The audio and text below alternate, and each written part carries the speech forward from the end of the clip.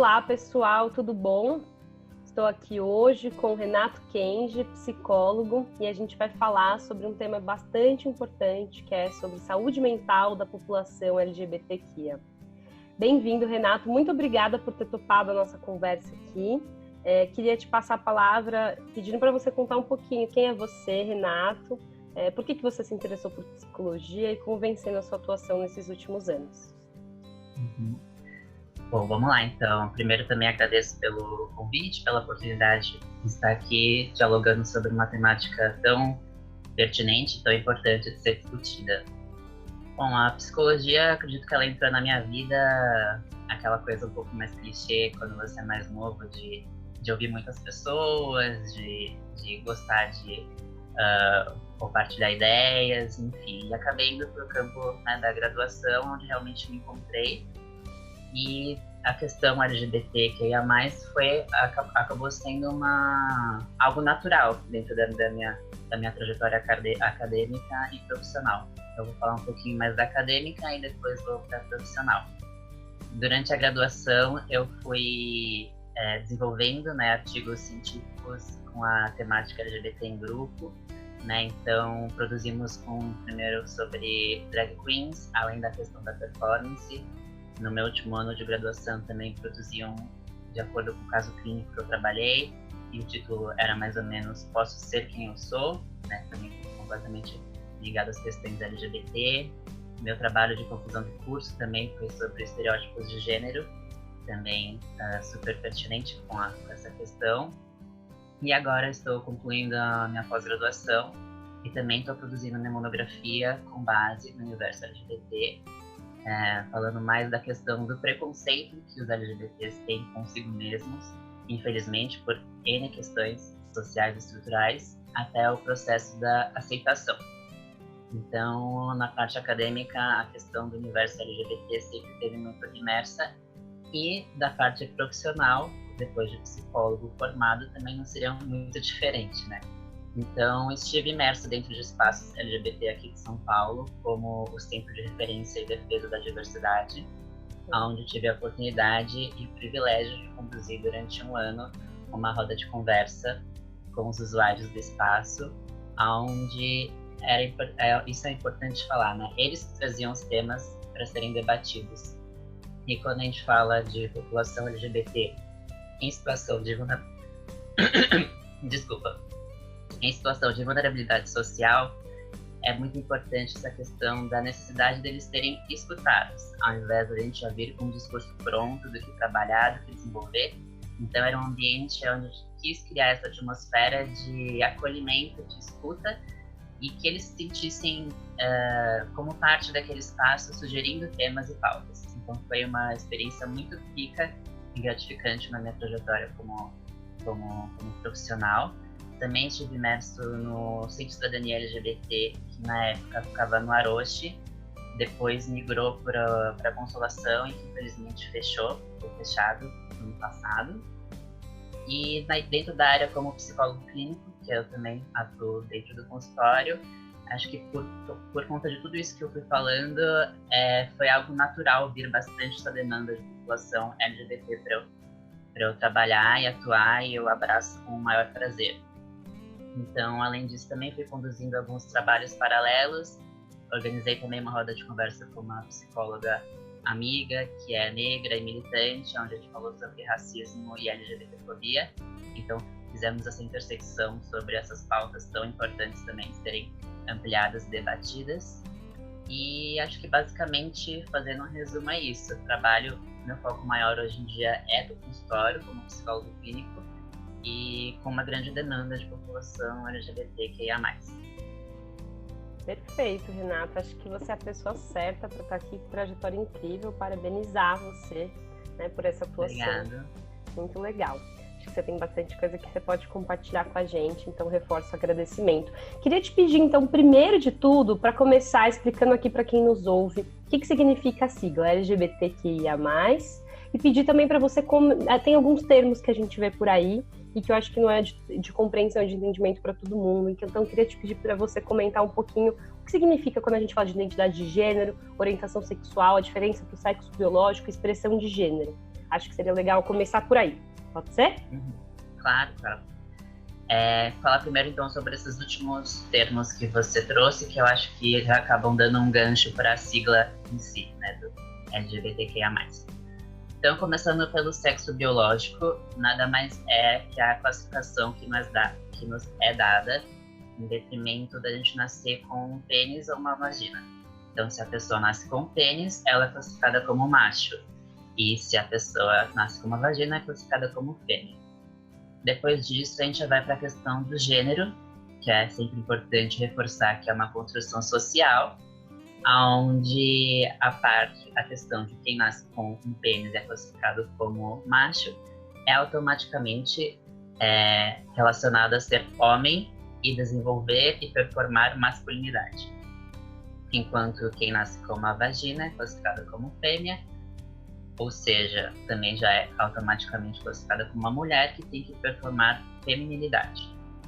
Então, quando a gente fala de expressão de gênero, é justamente expressar a nossa conduta, a nossa fala, o nosso ser de acordo com essa questão do masculino ou do feminino. E está diretamente, também de novo, com questões sociais e culturais, de vestimenta, de calçado, de fala, né? Completamente relacionado à questão do masculino ou do feminino. E quando a gente fala de identidade de gênero, a gente fala de pessoas que podem concordar com essa classificação, com essa designação de gênero, que é o que a gente chama de cisgênero, quando você se identifica com esse gênero que foi concebido a você, ou o transgênero, que é a pessoa que não se identifica com essa designação e não se identifica, não concorda. Então, tem essa divisão do cisgênero e transgênero. E aí, então, indo um pouquinho para a sigla, acho que eu já respondi os outros termos, né? Perfeito, sim. Então, indo para a sigla LGBTQIA+, que cada vez está mais, como posso dizer, cada vez mais com complementos de siglas. Se a gente for ver até pouco tempo atrás, essa mudança acho que é muito interessante. Então, até começo da década, dos anos 2000, era muito popular o termo GLS, né? E aí depois foi incorporando, né, de outras formas. O LGBT acaba sendo ainda o mais utilizado, mas hoje em dia também o LGBTQIA+, está tendo cada vez mais ênfase. Depois também, inclusive, quero fazer um recorte sobre a sigla, mas falando sobre cada homem, então, primeiro. O LG e o B, eles estão diretamente relacionados à orientação sexual. Então, quando a gente fala de homossexualidade, a gente está falando de pessoas que têm interesse, né, desejo sexual afetivo por pessoas do mesmo sexo. E isso engloba o L e o G. O L de lésbica, de mulheres que têm interesse por pessoas do mesmo sexo, e do gay, né, homens que têm interesse por pessoas do mesmo sexo. O bissexual seria a pessoa que tem interesse por pessoas do mesmo sexo e do sexo oposto, né? E aí depois a gente vai para o T, que engloba a questão do transgênero, transexual e travesti. Então, falando um pouquinho de cada um. O transgênero, como o próprio nome diz, transgênero, é a pessoa que transgride a questão do gênero que foi designada. É uma pessoa que não compactua com a gênero-normatividade em relação a se nasceu homem, desenvolver e performar a masculinidade, e nasceu mulher, classificada como mulher, desenvolver e performar a feminilidade. Então, são pessoas que transgridem o gênero. Dentro do transgênero existem várias ramificações e uma delas é a questão da transexualidade.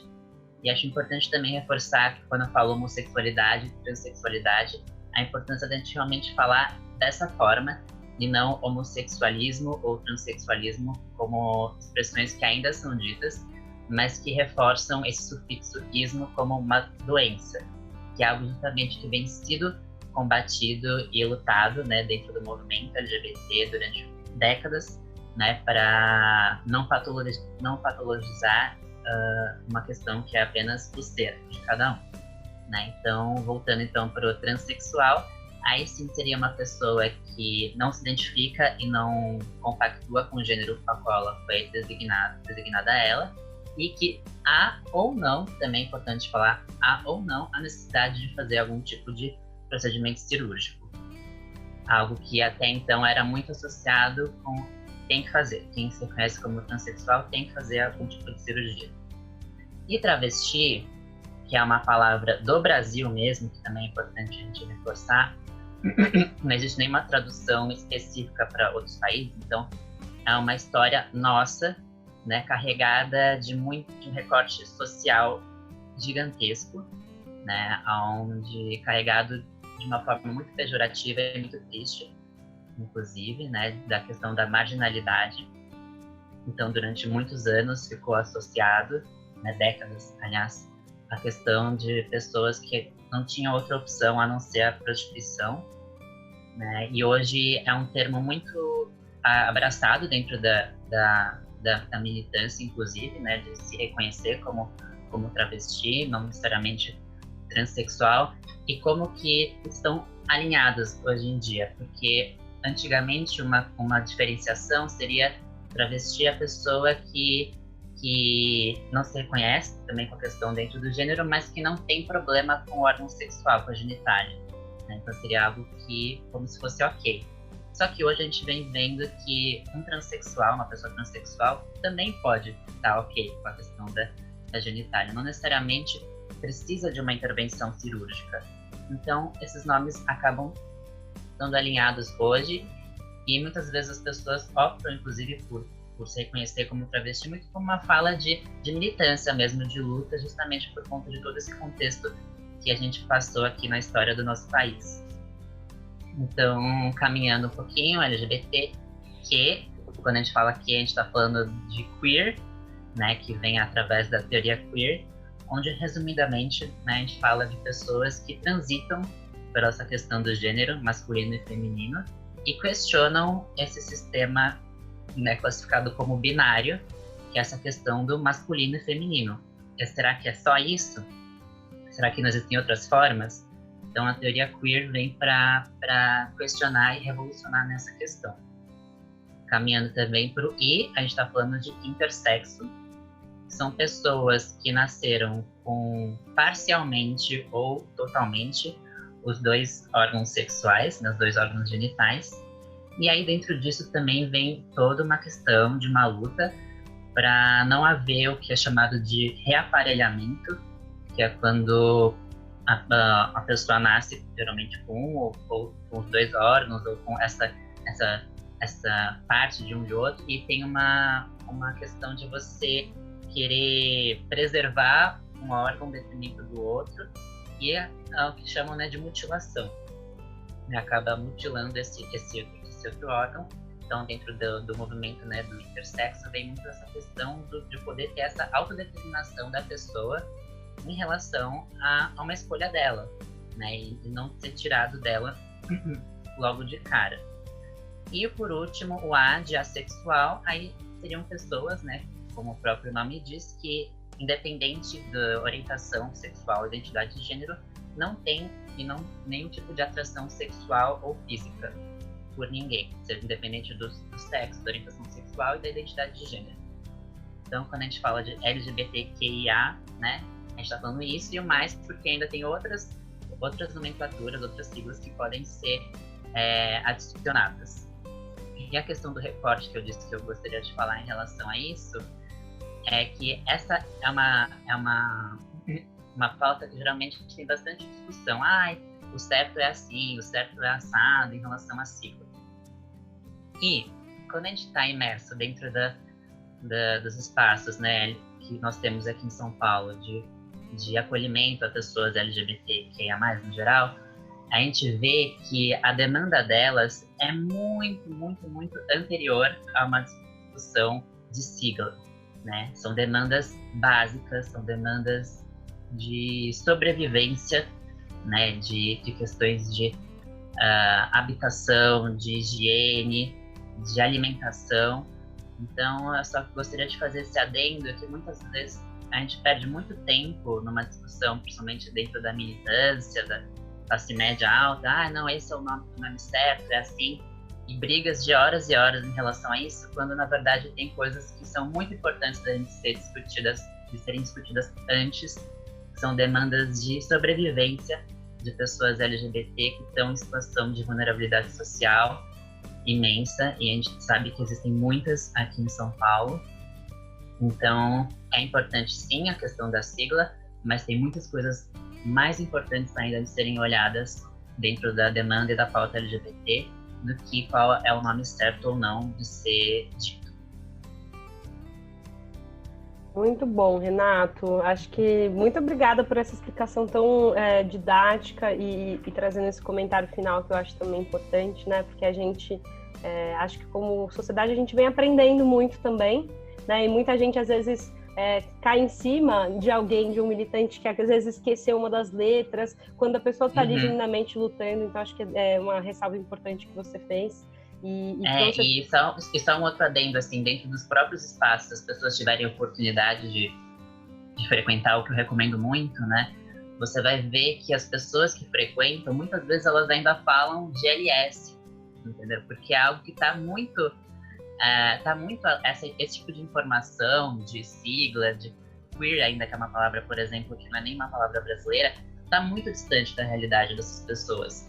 Então, realmente, como existem pautas muito importantes serem debatidas além da questão da nomenclatura, porque isso é algo que não está dentro do universo delas. Elas precisam de outras coisas, em primeiro lugar, para depois chegarem nessa questão de uma nomenclatura de poder, né, com a importância realmente da gente cuidar de demandas tão precárias e primárias, e, obviamente, chegar nesse nível da discussão da nomenclatura, que sem dúvida é importante, mas com outras coisas que são mais importantes ainda. Perfeito, acho que falou muito bem. Muito obrigada mesmo, Renato, por trazer esse primeiro explicação, né, sobre as siglas e sobre cada um desses termos, porque pode gerar muita confusão. E acho que a nossa ideia aqui é conseguir, né, trazer luz e conversar abertamente sobre os temas. Aproveitando esse gancho final, né, você falou de questões de sobrevivência básica. Eu queria entrar num tema que é bem complicado, que o Brasil ele é um dos países no mundo onde mais se matam pessoas, né, população LGBTQIA+.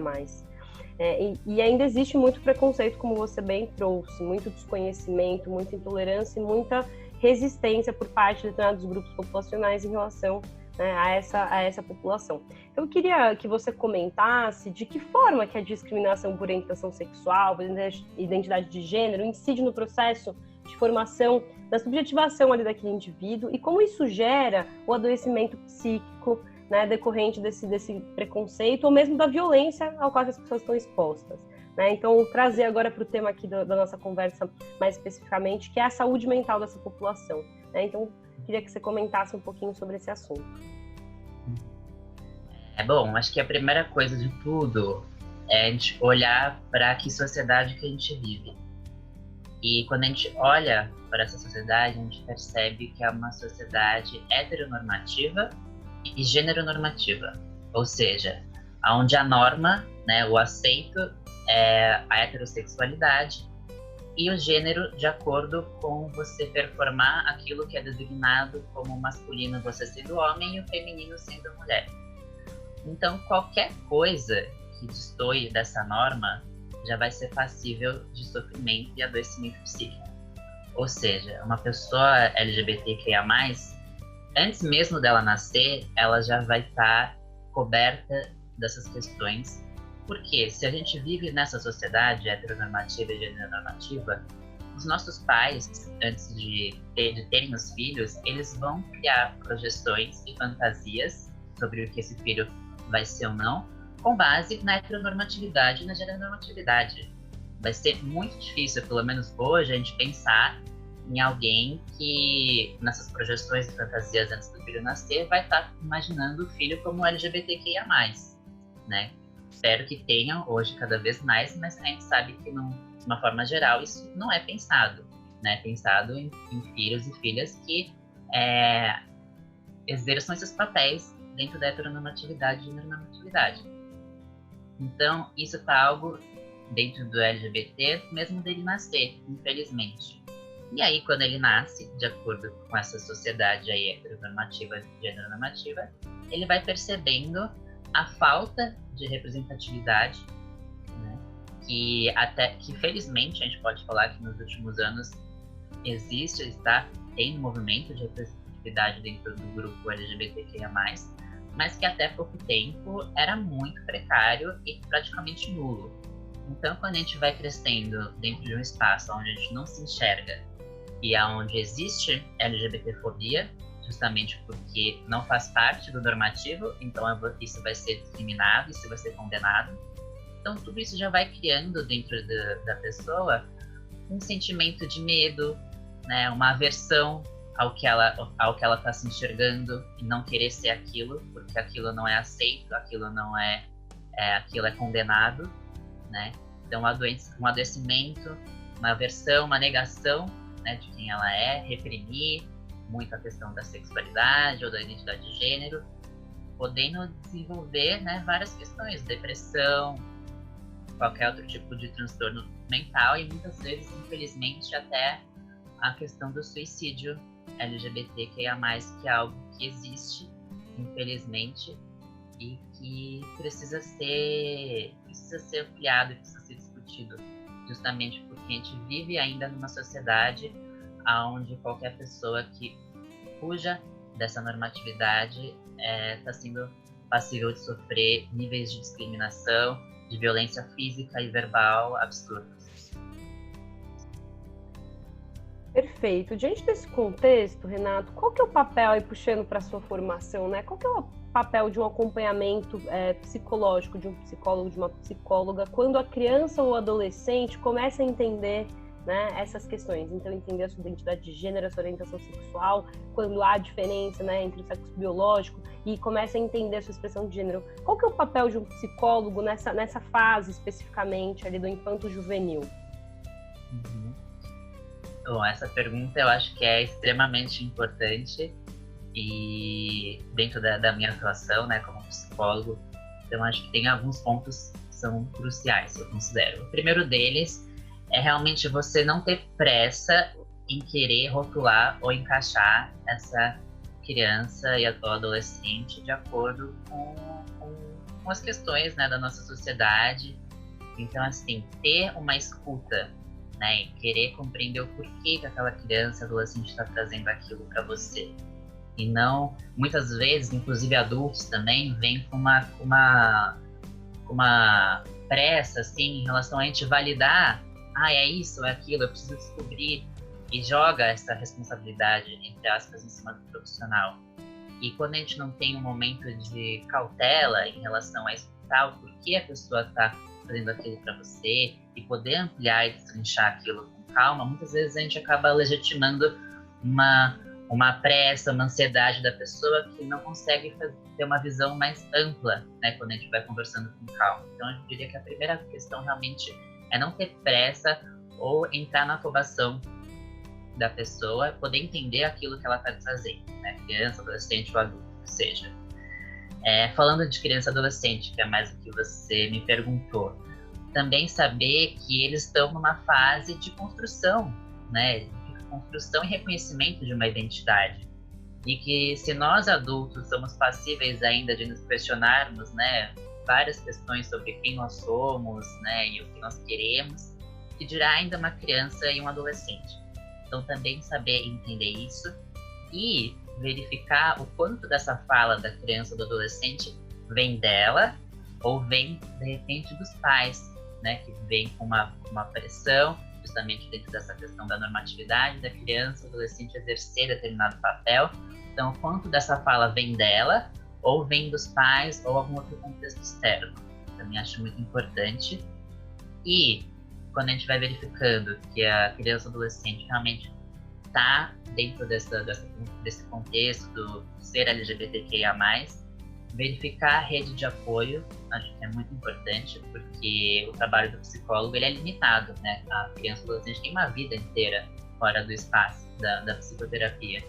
Então, verificar rede de apoio, verificar a família, verificar pessoas próximas, comunidade escola, escolar, né? Escola, como que é essa questão, se existem grupos de apoio próximo a ela, se necessariamente precisar algum tipo de intervenção, né, maior, então está bem alinhado em relação a verificar essas questões.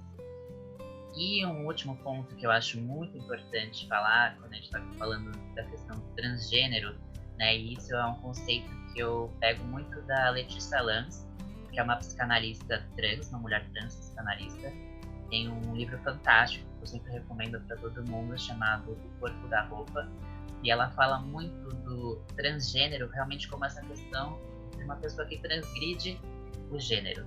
E o quanto que é perigoso essa questão do transgênero misturar com a questão de uma orientação sexual, por exemplo, numa criança, principalmente criança, adolescente. Quando a gente pensa, por exemplo, numa menina que gosta de jogar futebol ou um menino que gosta de brincar de boneca, né? Quando a gente está pensando nesses dois casos, a gente está pensando em crianças, de certa forma, que estão transgredindo o gênero delas. Em relação a uma menina, não é o normal, entre aspas, ela jogar futebol, e o menino não é normal, entre aspas, ele brincar de boneca. Então eles estão transgredindo o gênero deles de alguma forma, e o quanto que pessoas ao redor dela, sejam amigos, familiares e por aí vai, acabam já rotulando aquela criança, né, no caso a menina, como vai ser lésbica, ou o menino é gay, é viadinho, tá brincando de boneca ou qualquer outra coisa do tipo. Então, assim, o quanto que é importante a gente ter essa distinção. Não é porque a criança, adolescente, está expressando o gênero dela de uma forma que não é a gênero normativa, que automaticamente a gente já tem que rotular ela como a orientação sexual, porque uma coisa não tem nada a ver com a outra. E, infelizmente, é algo que está muito ainda presente na nossa sociedade, essa questão de não saber separar uma coisa da outra. Então, a criança, adolescente, adulto, ele vai performar o gênero dele, né, como ele se sentir à vontade. E essa questão da orientação sexual é uma outra questão, ainda mais uma criança ainda, que nem pensa ainda nessa questão da sexualidade em si. Então, acho que sempre é um recorte muito importante de ser feito. Muito bom, Renato. Obrigada novamente. Queria fazer uma pergunta abordando especificamente a saúde mental da população trans, né? Então, um exemplo que eu já ouvi mais de uma vez que vem acontecendo nos serviços públicos de saúde é o constrangimento de alguma pessoa trans que não são chamados pelo nome social quando estão na sala de espera. Então, eu realmente ouvi um relato desses um dia num podcast. Então, a gente sabe que existe uma legislação que garante esse direito, né? Mas ainda assim, essa discriminação acontece mesmo dentro do SUS. O que a gente pode fazer para garantir o cumprimento da legislação e para reverter, né? Para que, de fato, a pessoa trans na sala de espera de uma consulta, ela seja chamada pelo nome social, ou que não haja uma reação, né, de susto ou de constrangimento para o profissional da saúde. O que a gente precisa fazer para mudar esse cenário? Primeira coisa que eu acho muito importante, mexer nisso que a gente está falando, dessa introjeção da heteronormatividade e a normatividade dentro de cada um. Então, como que a gente vai mexer com isso? Com sensibilização e capacitação dos profissionais do SUS em relação ao que é uma pessoa transexual e qual que é a demanda dessa pessoa, né? Então, é muito importante a gente ter essa sensibilização e capacitação, não só no SUS, mas qualquer espaço público, né, que ofereça, e qualquer espaço público no geral, porque essas pessoas podem frequentar qualquer espaço. Elas não são diferentes, né, de uma pessoa que não é transexual, muito pelo contrário, né? Então, essa sensibilização e capacitação é para elas terem um tratamento igualitário, igual de qualquer outra pessoa. E o quanto que muitas vezes isso é enxergado, de certa forma, como um privilégio. Eu tô tendo que aprender a falar, a cuidar de uma pessoa trans, que saco.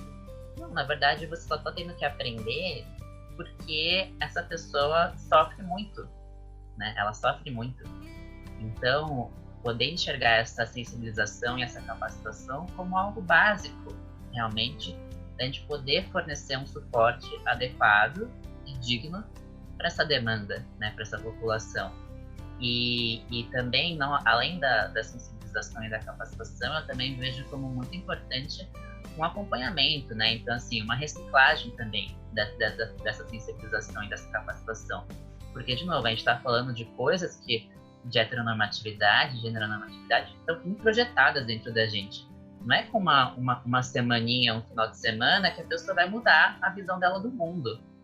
Né? Então a gente tem que ter um acompanhamento, a gente tem que ter uma reciclagem nessas oficinas aí também de sensibilização e capacitação para ver se realmente está sendo efetivo. Se realmente a pessoa está conseguindo desenvolver esse olhar, essa empatia em relação à população trans. Então, acredito que essas questões são cruciais de serem exercidas e acompanhadas. Né? Não é só fazer uma vez e pronto. Tem que ver se realmente o profissional compreendeu o que foi dito na sensibilização e na capacitação. Né? E se não for, vai ter que passar por uma reciclagem, né? Por uma nova sensibilização e capacitação para poder fazer um suporte e um trabalho adequado.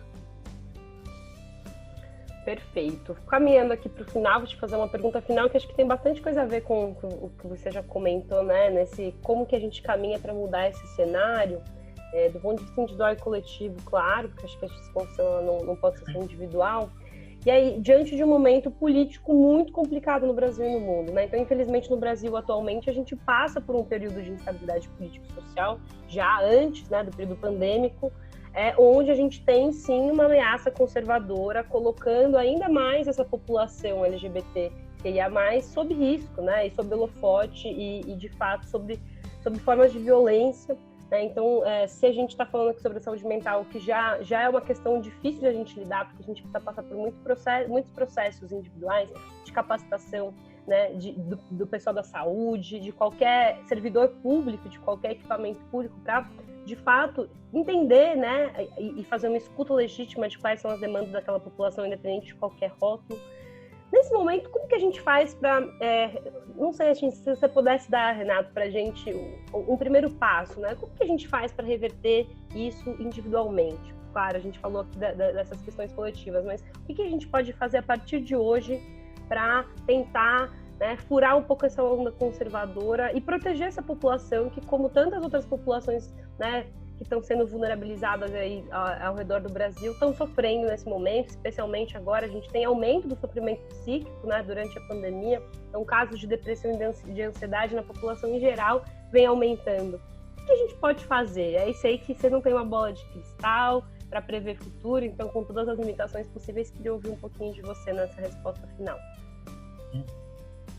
Bom, acho que além dessa questão da capacitação e da sensibilização que eu falei na pergunta anterior, eu acredito que é muito importante a gente poder estar em contato com espaços, por exemplo, que nós temos a oportunidade de frequentar aqui em São Paulo.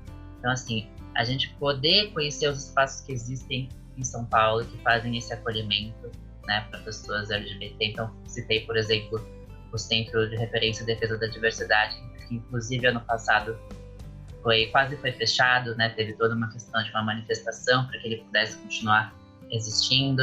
Hoje ainda sofre com muitas questões, infelizmente, mas conhecer esses espaços, conhecer os centros de cidadania LGBT, por exemplo, que também estão diminuindo, antes eram mais centros, né? Então é importante falar também o quanto que a gente está perdendo nos últimos anos. E Casa Florescer, por exemplo, que é uma casa que faz um acompanhamento só com mulheres trans, até entidades privadas, por exemplo, Casa 1, que também faz acolhimento de pessoas LGBTQIA+. Então, a gente conhecer esses espaços, entender um pouco da realidade das pessoas que procuram esse acolhimento. Quando a gente estiver imerso nesse espaço, a gente vai ver realmente que a demanda é muito ampla e de coisas muito precárias, né? Que foi aquele recorte lá que eu disse que não é só a sigla, são questões básicas de vida, né? Então, conhecer esses espaços, poder prestar algum tipo de auxílio, reforçar, divulgar sempre que possível, né? Então, acredito que isso é um passo muito importante. E aí, obviamente, conhecendo e entendendo realmente o que é ser um LGBTQIA+, continuar atento e olhando para questões das políticas públicas para essa população, que é o que você, infelizmente, falou, desde de alguns anos para cá, estão cada vez mais ameaçadas.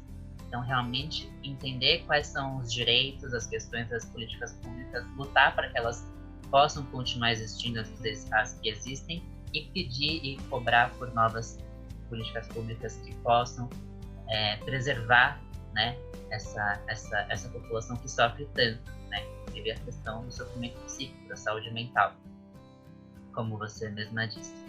E puxando já um gancho para a minha parte como profissional, infelizmente a psicologia existem, como qualquer outra profissão, vão existir bons profissionais e maus profissionais.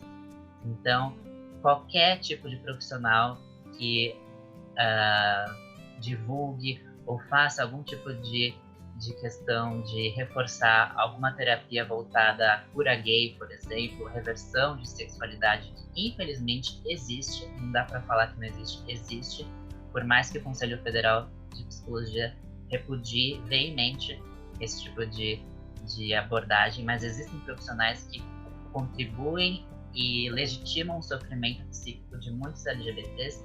Então, qualquer tipo de profissional que compactue com essa questão de cura gay, reversão de sexualidade, enfim, denunciar para os órgãos, para os conselhos, porque isso também é algo extremamente triste e que ocorre. Então, se a gente está falando de SUS, de tratamento inadequado, existem profissionais dentro da psicologia, também profissionais dentro do direito e qualquer outra área que trabalhe diretamente com a população LGBT que vão fazer, vão legitimar esse sofrimento. Então a gente também tem que estar bem atento a quem são as pessoas que a gente está encaminhando, indicando, e denunciar sempre que a gente vê algum tipo de atitude ou de comportamento que reforce esse sofrimento psíquico de um LGBT que é mais, que por si só, justamente por viver já nessa sociedade heteronormativa e generonormativa, já sofre tanto.